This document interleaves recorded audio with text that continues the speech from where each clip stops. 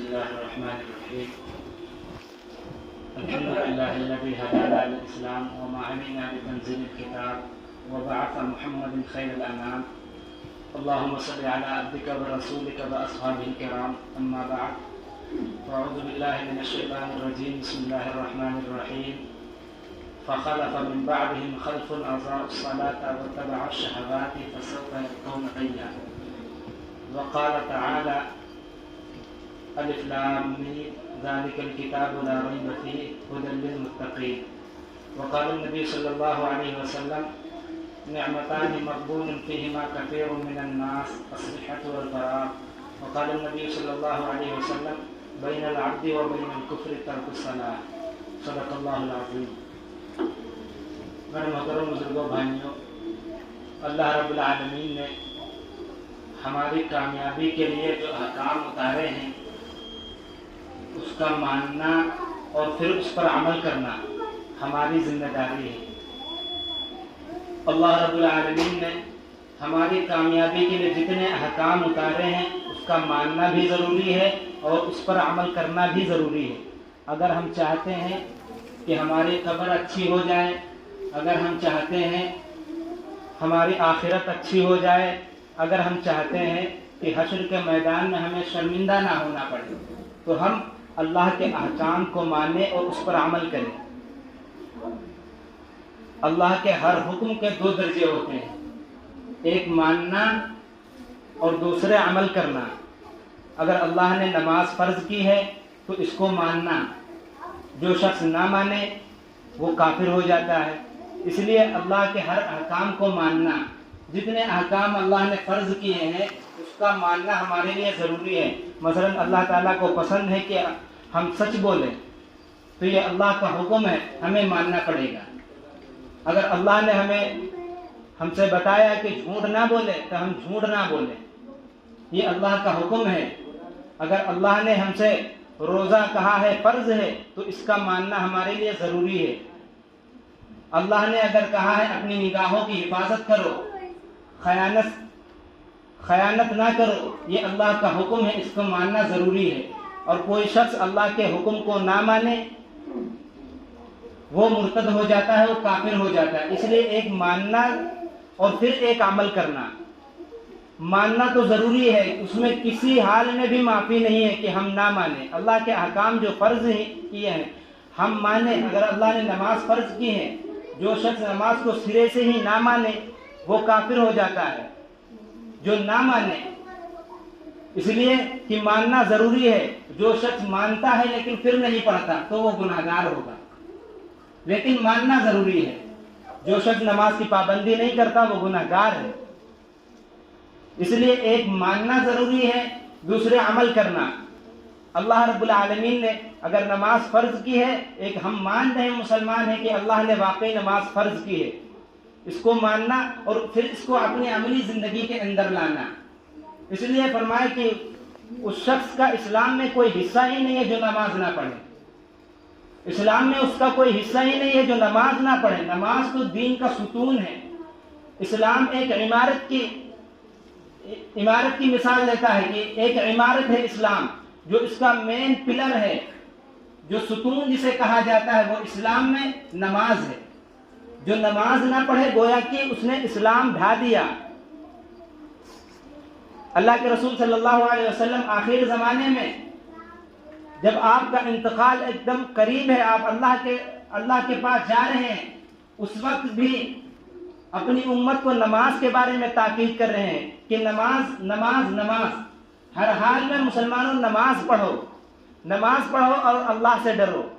اور آج ہم نے نماز کا یہ جو عمل ہے ہم نے چھوٹا عمل سمجھ لیا، حالانکہ اللہ کا کوئی حکم، اللہ نے چاہے جو حکم دیا ہو وہ سب بڑے ہیں، اس لیے اللہ نے دیا ہے۔ دیکھو تجھے کس نے دیا ہے؟ یہ جو اذان ہوتی ہے یہ مؤذن نہیں بلاتا، یہ اللہ بلاتے ہیں۔ یہ مؤذن نہیں بلاتا، یہ تو مؤذن کی ذمہ داری اللہ نے لگائی ہے کہ انہیں بلاؤ۔ اذان ہوتی ہے حی علی الصلاۃ، مسلمانوں آؤ، ثبوت دو اپنے مسلمان ہونے کا۔ مسلمانوں آؤ، تم جو کہتے ہو کہ ہم مسلمان ہیں، یہ نماز پڑھنا تو ثبوت ہے مسلمان ہونے کا. اس لیے کافر اور مسلمانوں کے درمیان صرف نماز کا فرق ہے.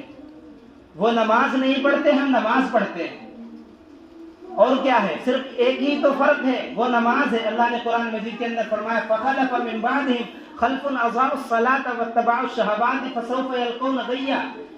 یعنی ان کے بعد کچھ ایسے ناخلف لوگ پیدا ہو گئے جو اپنی خواہشوں پر چلتے رہے, نماز کو ضائع کر دیا. ان سے مراد صحابہ کرام رضی اللہ عنہ اجمعین, صحابہ کرام رضی اللہ عنہ اجمعین کی مقدس جماعت, اللہ کے رسول صلی اللہ علیہ وسلم کے جو ساتھ تھے. فرمایا ان کے بعد کچھ ایسے ناخلف لوگ پیدا ہو گئے جنہوں نے نماز کو ضائع کر دیا. حالانکہ نماز کسی حال میں بھی معاف نہیں ہے. اگر نماز معاف ہوتی تو میدان جنگ کے اندر معاف ہو گئی ہوتی. حضرت حسین رضی اللہ عنہ کو معاف ہو چکی ہوتی. فرمایا ان الصلاۃ کانت علی المؤمنین کتابا موقوتا, کہ نماز فرض ہے اپنے مقررہ وقتوں پر. یعنی جب اس کا وقت ہے نماز کا تب نماز پڑھنا. حضرت حسین رضی اللہ عنہ جنگ کر رہے ہیں, اگر نماز کو آگے پیچھے کرنا ہوتا اس وقت ہو جاتی کہ ابھی تو جنگ ہم لڑ رہے ہیں, ابھی تو ہم لڑائی لڑ رہے ہیں, پھر جب لڑائی ختم ہو جائے گی پھر ہم نماز پڑھ لیں گے. لیکن ایسا نہیں کیا انہوں نے. کہا کہ جنگ کو روک دیا جائے, اس لیے ہمیں نماز پڑھنا ہے. وہ لوگ نہیں مانے. کہا آدھے نماز پڑھو, آدھے جنگ کرتے ہیں, لڑائی کرتے ہیں. آدھے نے نماز پڑھی اور آدھے لڑائی کر رہے ہیں.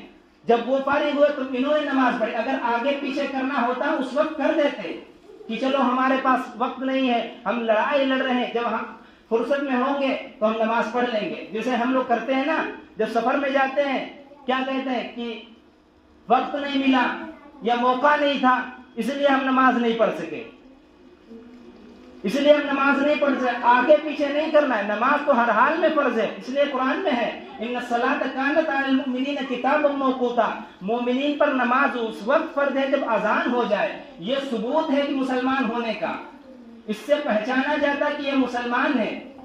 اب ہم کہیں ہو بازار کے اندر تب تو پتا چلے گا اذان ہوئی, کون مسجد کی طرف جا رہا ہے, کون بازار کو آباد کر رہا ہے.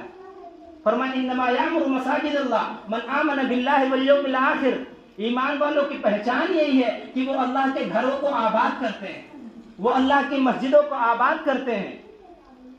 انما یامر مساجد اللہ من آمن باللہ والیوم الآخر, وہ اللہ پر اور آخرت کے دن پر یقین رکھتے ہیں. ویقیمون الصلاۃ, وہ نماز قائم کرتے ہیں, یعنی نماز پڑھتے ہیں. قائم کرنا کسے کہتے ہیں؟ ایک دو نماز پڑھ لی جائے, جب ہمیں فرصت ہو تو ہم نماز پڑھ لیں. فرمایا نہیں, قائم کرنا یہ ہے کہ ہم پابندی کے ساتھ پڑھیں. اگر ظہر پڑھی, عصر بھی پڑھیں, مغرب بھی پڑھیں. جو ایک دو پڑھ لیتے ہیں یا جب ٹائم ہوتا وہ پڑھ لیتے ہیں, وہ قائم کرنے والوں میں شمار نہیں ہوتے, وہ قائم کرنے والوں میں ان کا نام نہیں لکھا جاتا. فرمایا الذین یقیمون الصلاۃ ویؤتون الزکاۃ, کہ وہ نماز قائم کرتے ہیں, زکوٰۃ ادا کرتے ہیں.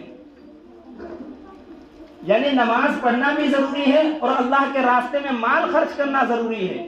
یہ دو چیزیں, جہاں نماز آئی وہاں اللہ تعالیٰ نے روزہ اور زکوٰۃ کا حکم فرمایا, زکوٰۃ کا حکم فرمایا کہ نماز کو اپنے وقت پر ادا کرو اور زکوٰۃ ادا کرو, یعنی مال اللہ کے راستے میں خرچ کرو. یہ دو چیزیں ضروری ہیں. جس طرح نماز فرض ہے ایسے ہی مال کو خرچ کرنا اللہ کے راستے میں فرض ہے, یہ ضروری ہے. آج مسجدوں کے اندر چندے ہوتے ہیں, مسجد کے اندر اللہ کے گھر کے لیے مانگا جاتا ہے. یہ مسلمانوں کی شرم کی بات ہے کہ اللہ کے گھر میں, اللہ کی مسجد کے لیے ڈبے کے اندر ڈبہ گھمایا جائے. یہ مسلمانوں کے لیے شرم کی بات ہے, تاریخ میں کہیں نہیں ملتا. لیکن کیا کریں, ضرورت پوری نہیں ہوتی اس لیے مانگا جاتا ہے. ورنہ مسلمانوں کی شان کے خلاف ہے کہ وہ مسجدوں کے اندر مسجد کے لیے چندہ مانگے. ہمارے لیے ضروری تھا کہ ہم ایسی نوبت ہی آنے نہ دیتے, لیکن ہم دیکھتے ہیں کہ مال کو اسراف خرچ کرتے ہیں, ناجائز کاموں میں خرچ کرتے ہیں, لیکن مسجد کی ذمہ داری ہم سے پوری نہیں ہوتی. پورے گاؤں میں, پورے محلات میں کتنے لوگ رہتے ہیں, سب اچھا کھاتے ہیں, اچھا پیتے ہیں, اپنے بچوں کو بھی اچھا کھلاتے ہیں, اور بچے اگر ضد پر آ جائیں تو ان لوگوں کو مہنگے مہنگے سامان بھی خرید دیتے ہیں، لیکن جب اللہ کے گھروں کی باری آئے ہم 5 روپے 10 روپے دیتے ہیں۔ تاریخ میں کہیں نہیں ملتا کہ اللہ کے گھروں کے اندر اللہ کی مسجدوں کے لیے مانگا جائے۔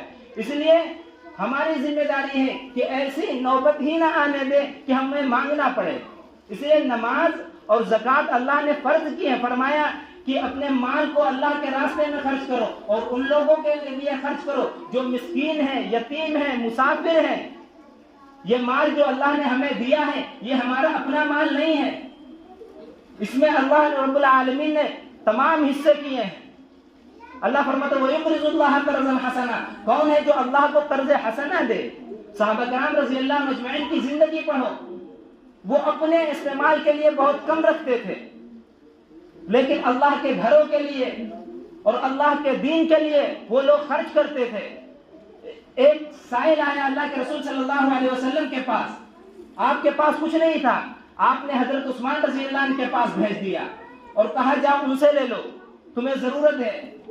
وہ گئے، دروازے پر کھڑے تھے کہ اندر سے لڑنے جھگڑنے کی آواز آ رہی تھی، بیوی سے کہہ رہے تھے کہ تم نے رات کو موٹی بتی یعنی تیل جو ہوتا ہے جس میں جلاتے ہیں اس میں موٹی بتی جلا دی، اس لیے تیل زیادہ خرچ ہو گیا۔ وہ صحابی باہر سن رہے تھے، کہنے لگے جو اتنی سی بات پر لڑتے جھگڑتے ہیں وہ ہمیں کیا دیں گے؟ بہرحال انہوں نے کنڈی کھٹکھٹائی، اندر سے آئے حضرت عثمان رضی اللہ عنہ اور کہنے لگے کہ اللہ کے رسول صلی اللہ علیہ وسلم نے ہمیں بھیجا ہے، کچھ ہماری ضرورت ہے۔ وہ اندر گئے اور ایک لا کر اچھی خاصی رقم ان کو دے دی اور پھر وہ صاحب جانے لگے، کہنے لگے کہ آپ نے اتنی زیادہ رقم ہمیں دی ہے، ہمیں تو لگا کہ آپ کچھ نہیں دیں گے۔ تو حضرت عثمان رضی اللہ نے فرمایا ہم آپ کو نہیں دے رہے، ہم تو یہ اللہ کو دے رہے ہیں اور اپنے استعمال میں کم رکھتے ہیں، اس لیے پھونک پھونک کر ہم رکھتے ہیں، یہ حساب دینا پڑے گا، ہم اللہ کو جتنا مرضی آئے زیادہ دے دے، اس لیے یہ ہمیں واپس ملے گا۔ ان کا عقیدہ یہ تھا، لیکن